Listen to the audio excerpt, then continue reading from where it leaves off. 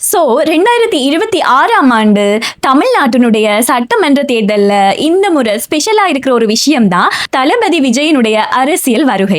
புதுசா ஃப்ரெஷ்ஷா ஒரு நல்லாட்சி கொடுக்கக்கூடிய, ஒரு மாற்றத்தை கொடுக்கக்கூடிய நம்மளுடைய டிவிகேவை நாம எல்லாருமா சேர்ந்து கொண்டு வருவோம்.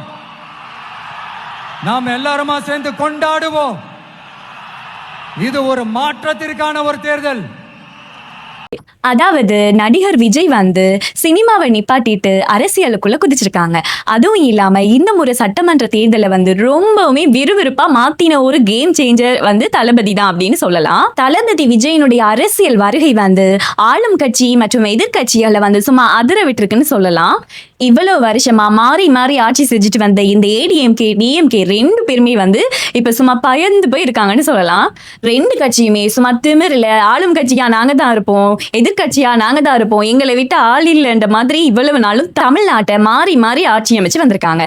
ஆனால் விஜயனுடைய அரசியல் வருகை என்றது வந்து தமிழ்நாட்டையே மாத்தி இருக்குன்னு சொல்லலாம். தளபதி விஜய் வந்து டிவிகே என்ற ஒரு கட்சியை, அதாவது தமிழக வெற்றி கழகம் என்ற ஒரு கட்சியை விசில் சின்னத்துல இந்த முறை 2026ஆம் ஆண்டு சட்டமன்ற தேர்தலுக்காக அறிமுகப்படுத்தி அதுல வந்து இப்ப கண்டஸ்ட் பண்ணிருக்காங்க.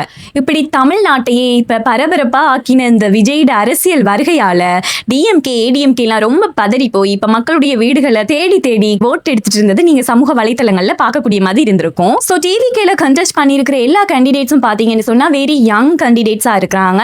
அதுவும் இல்லாம பெண்களுக்கான வாய்ப்புமே இங்க வந்து கொஞ்சம் மற்ற கட்சிகளோட ஒப்பிடும்போது அதிகமாகவே காணப்படுது. தளபதி விஜய் வந்து விசில் சின்னத்துல டிவிகே கட்சி ஆரம்பிச்சதுன்னு தான் காணும்.